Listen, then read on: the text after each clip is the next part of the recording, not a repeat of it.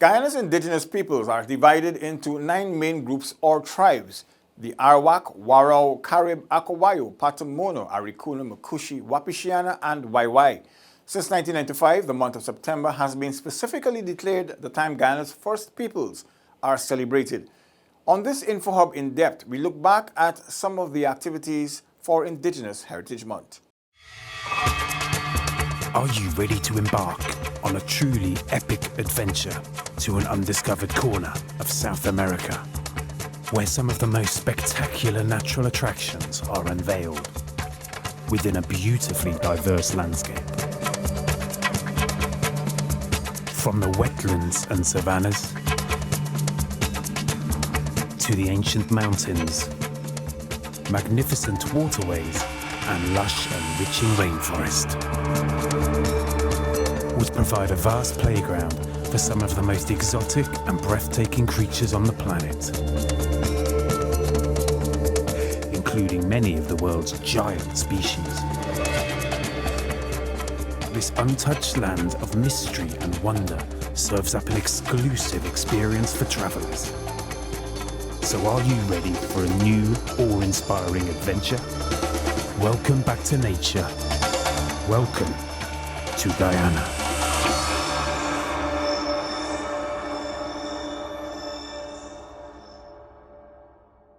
First, a quick history lesson. Stephen Esteban Campbell is Ghana's premier indigenous national hero.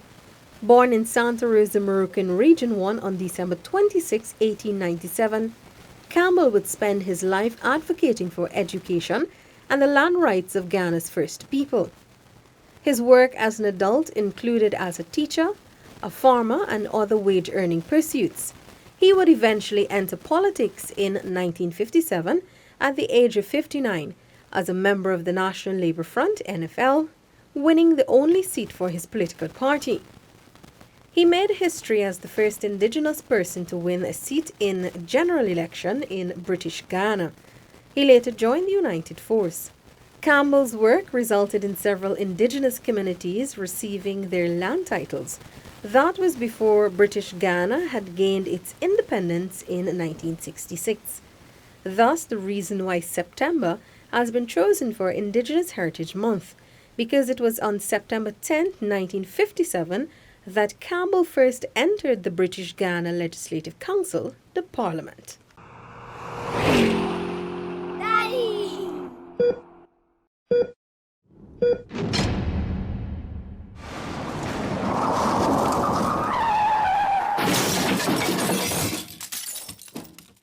From that brief history lesson, we now take you to Indigenous Heritage Month celebrations 2019. The customary religious service at the Umanayan on August 31st ushered in the month's activities.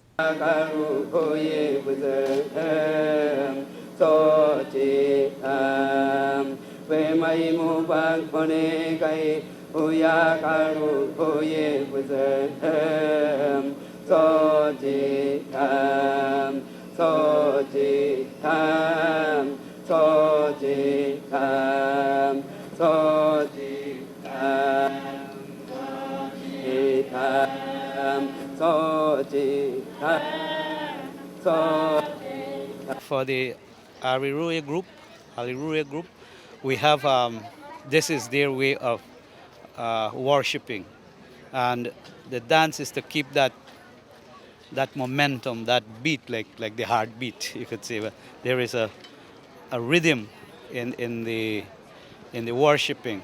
This is just a small sample of it.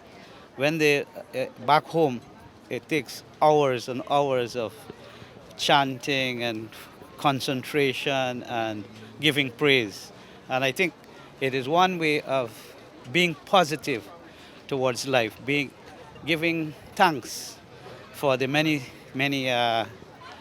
successes, the many things that are given while you're alive. The official launch of Indigenous Heritage Month took place at the Sophia Exhibition Centre in Georgetown on September 1st.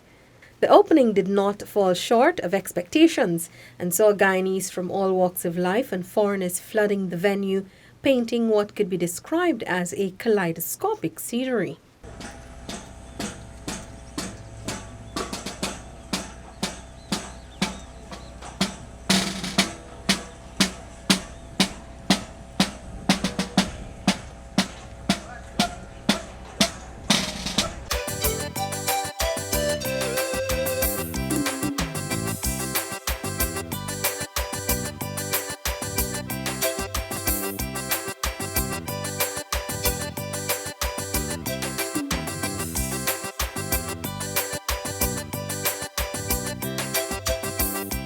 At the opening, His Excellency President David Granger, who delivered the feature address, stated that Indigenous Heritage Month celebrates not only the history of Ghana's indigenous peoples, but also their destiny. History is important, but no one can change what is past. Destiny, however, is in our hands, and it is for this generation to make the correct choices to ensure that the next generation could enjoy a future that is more pleasant than the past. Development taking place in indigenous communities is cause for hope. Development is about long-term progress, not a short-term process. It involves integrated planning and implementation. It involves education, the economy, society, and security, if you are to achieve change everywhere. On education for the next generation, the President noted that education next to food, clothing, and shelter is essential to nurturing the next generation, preparing them for leadership. Measurable progress is evident in the field of public education. Plans are on stream to continue improving hinterland education over the next 10 years in what I have dubbed the decade of development, 2020 to 2029. The path and pattern of public education in the hinterland were set in the immediate post-independence period 50 years ago. Our first Prime Minister, Forbes Burnham, addressing the Amerindian Leaders Conference in 1969, promulgated a policy aimed at ensuring the efficient delivery of public services to the indigenous population. Education is the main instrument towards achieving that objective. The President said hinterland education 50 years ago was dominated by the churches at the time. They had performed commendably during the colonial era, but were limited in resources, capabilities, and vision. He said there was need for more modern schools and trained teachers, particularly for secondary, technical, and vocational education. In this regard, His Excellency said a drive was launched to expand access to education for hinterland students. New primary schools were built, some by self-help, at Aranaputa, at Monkey Mountain. 11 new government-aided all-age schools were elected at Muraro now, Sand Creek, St. Ignatius, Yacarinta, at Camarang in the Cuyuni, at Matthews Ridge, Port Kaichuma and Waramuri, in the Burima Waini, in Horial and East Babis Quarantine. Residential schools were established, first at St. Ignatius in the Rupununi and Hazarora and Mabaruma in the Burima Waini.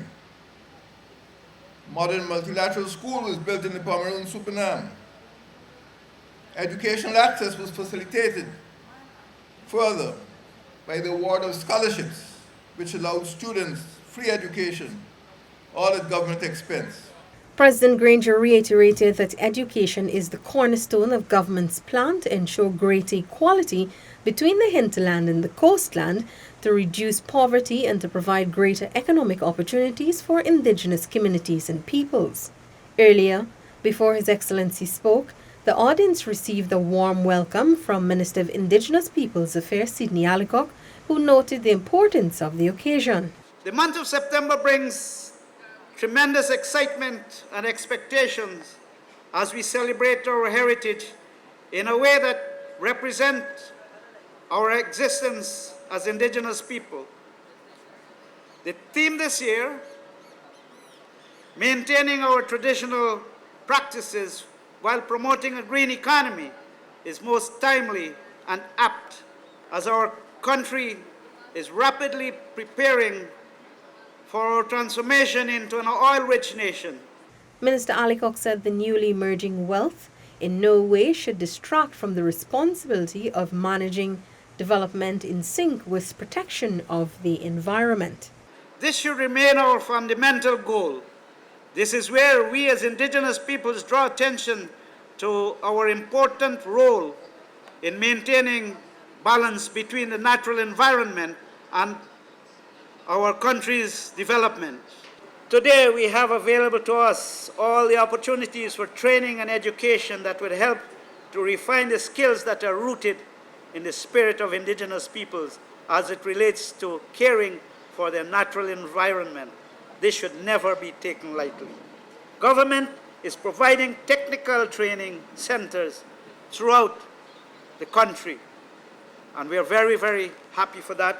We have been working for this.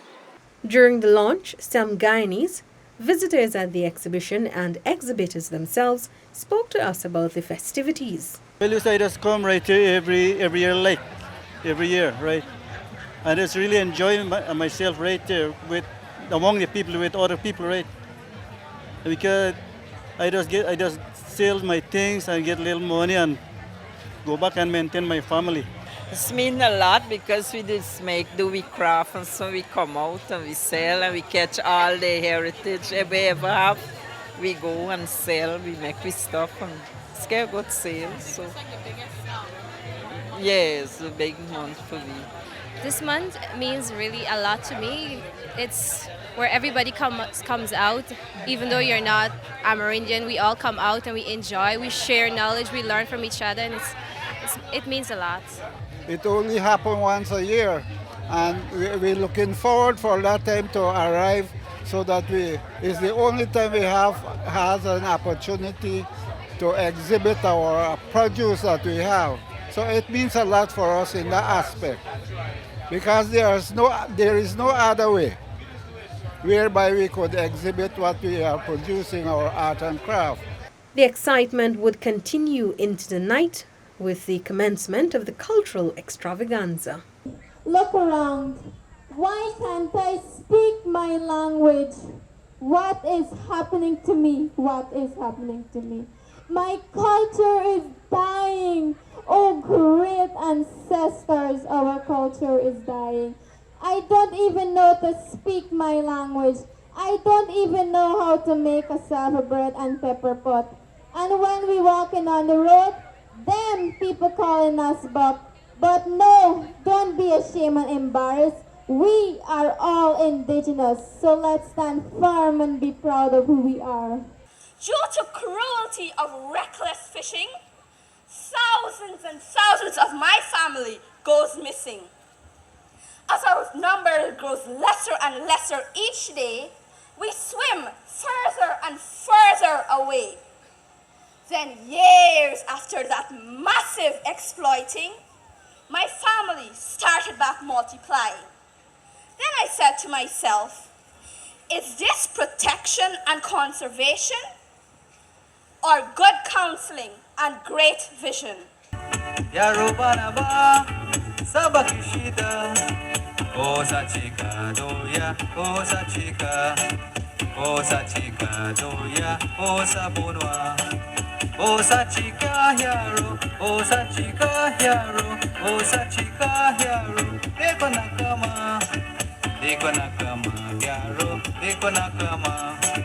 During the remaining nights of the cultural extravaganza, Guyanese and other visitors congregated under the Benabina compound of the Sophia Exhibition Center to witness the cultural extravaganza showcase.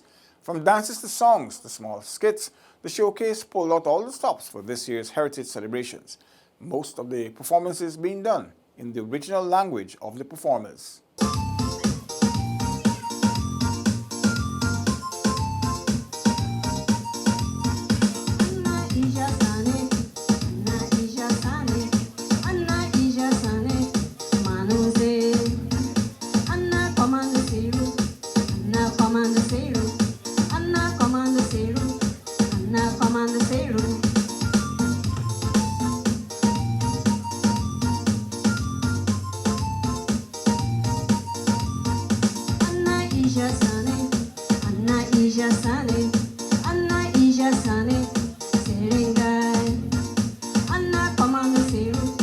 That was Gloria Dewar, a composer and singer from Region 9.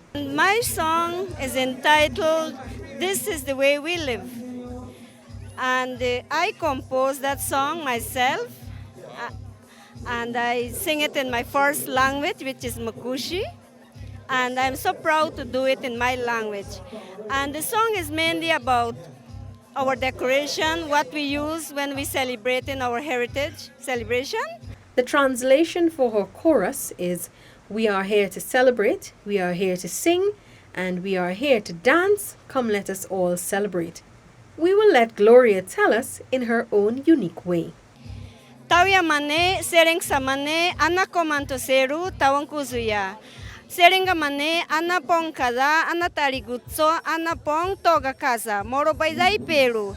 Morobay azen kong manuze, seringay ana ija, tumanura ana tashim seja. Tawya mane, umaymum kujira, tengi.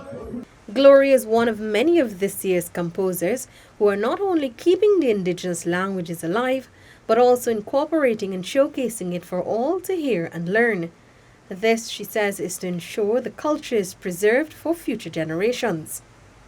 Shawnette Thompson is also from Region 9.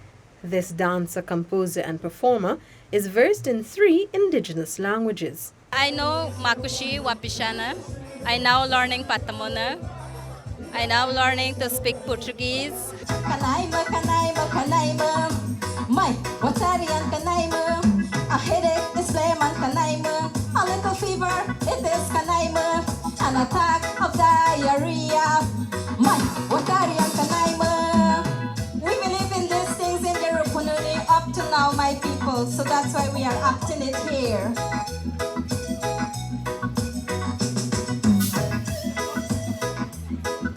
Kanaima, kanaima, kanaima. My, Watarian kanaima. Kanaima, kanaima, kanaima. My, Watarian kanaima. A headache is lemon kanaima. A little fever, it is kanaima. My song was about the Kanaimo, the final item, and the Makushi song, where we introduce and showcase all our natural products made from mokro, cassava bread, farine, matapi, arrow, fishing, those. Thompson explained that the Kanaima is said to be a bad spirit that kills people. It is held to be true in indigenous villages and is used to scare children into behaving. Indigenous peoples from several communities across the country use Heritage Month as their platform to showcase their culture, vibe and authentic creative truth on the stage. On the 5 nights during the exhibition in Sophia, one was sure to learn an indigenous word or phrase or about an indigenous settlement like Pekori, popularly referred to as St. Cuthbert's Mission, named after an Anglican priest. The Pekori dancers from the only indigenous settlement in Region 4 took the stage and presented their culture through clothing and dance performing Amerindian Man. Fishing and hunting, we made in our family. And when it's courting time, we drink it cassiri. And now it's Heritage Day, so let's break away. Brothers and sisters, come out and say thanks to heads of nations who made this country free. We are a free nation, long live America. The Ruperty dancers represented their Region 9 village with a celebratory dance called the Parishara, which is performed at times of celebration.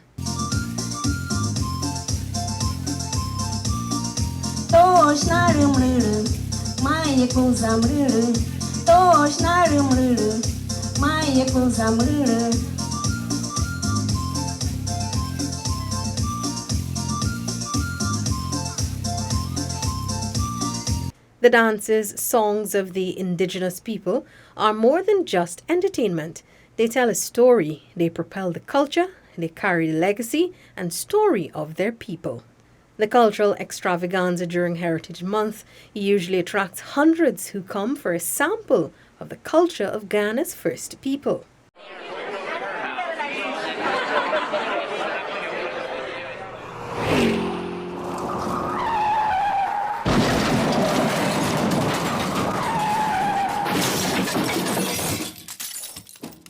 Other activities celebrated during the month included an art exhibition which is currently on display at the National Art Gallery, Castellani House. This will be open to the public until September 30. This year's exhibition pays homage to the indigenous artist, George Simon. George Simon and the name Lokono artist goes hand in hand. Through their pioneering work, a new movement of indigenous art was born in Guyana. When one thinks of visual arts from Guyana, and that is distinct from Guyanese visual arts, the art from the indigenous artists stand out as distinct and prominent as it proposes a Guyanese aesthetic. These artists lean on their intimate knowledge of the mythology of animal life and of the Guyana landscape to celebrate their culture as they share unique perspectives. Minister of Indigenous Peoples Affairs Sidney Alicock called on the artists participating in this year's exhibition to bring the indigenous knowledge of living compatibly with the environment to their art, and this way help in promoting the message of developing a green state. And we need those types of information to flow so that the history could be given value. Over the years, we have the artisans, we have the artists who have been using the type of material from the forest that is friendly to sustainable living and friendly to the ecosystem and friendly to where real life exists. Some of the patrons shared their views on the exhibition. For the past 10 years, I've been at the Heritage or Indigenous art exhibition at the Castellani House, and I find that I haven't been disappointed over the years. You know, the artwork has always been exceptional. Everything is perfectly painted. Like I like the spirit of the forest and the birds and the jaguar looking very nice. Describing himself as a medium to showcase indigenous art, self-taught sculptor Ronald Taylor says he uses the stories of his people to create masterpieces. According to Taylor, this journey was one he had to follow as the creativity flows through his veins. I started doing carving from the age of 13, and it was so nice to me, and I like it. It's something I like from my heart, and then my grandfather used to tell me a lot of story from the indigenous way of life, and after that I start to reveal it from inside me onto wood. That's how I get my inspiration. Hailing from St. Cuthbert's Mission, the father of 6 now resides at Ruperty, Anai in Region 9. Taylor said he was encouraged by this year's honorary George Simon to showcase his work at various exhibitions.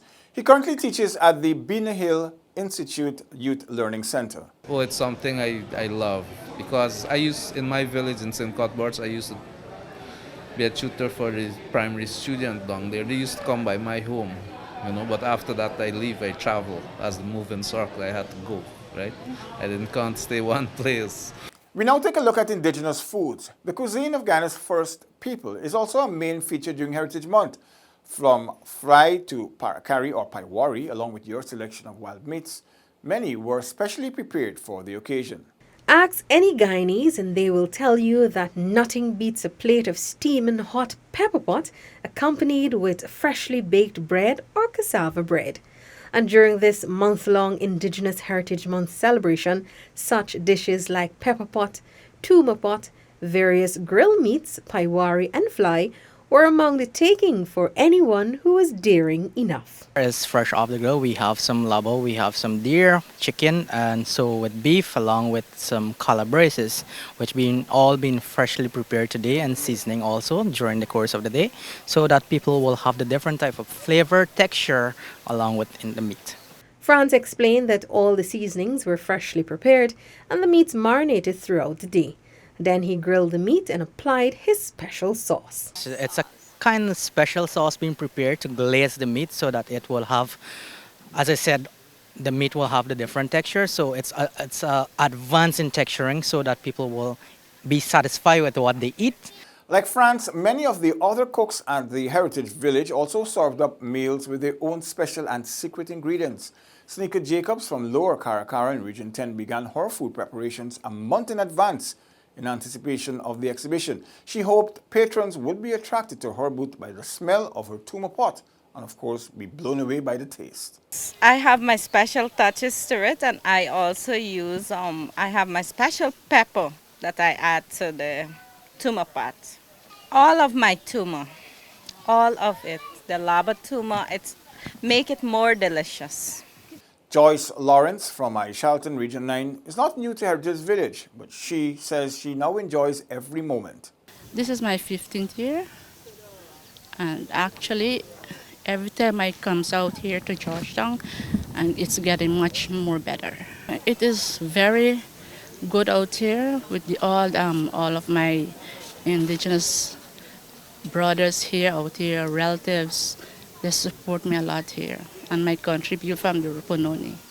The happiest people, though, were the patrons who moved from booth to booth sampling dishes. So far, everything tastes really good, having the wild meat experience. And it's very, very tasty. I still yet to walk around and try different other people's variety of wild meat. So far I've tasted a lot of dishes from the people here, and it was very delicious. While the food exhibition is now over, Joy Henry from Letham Region 9 summed up the general feeling of those who participated. Well, I am very grateful about it, because I like the way how we are still keeping our First People culture in our country, and I love it. In another special to be aired soon, we will take a look at the business side of the exhibition. Indigenous Heritage Month activities continue throughout the month of September with the Heritage Games and the Miss Indigenous Heritage Pageant. For now, though, we leave you with some shots of Rivers View.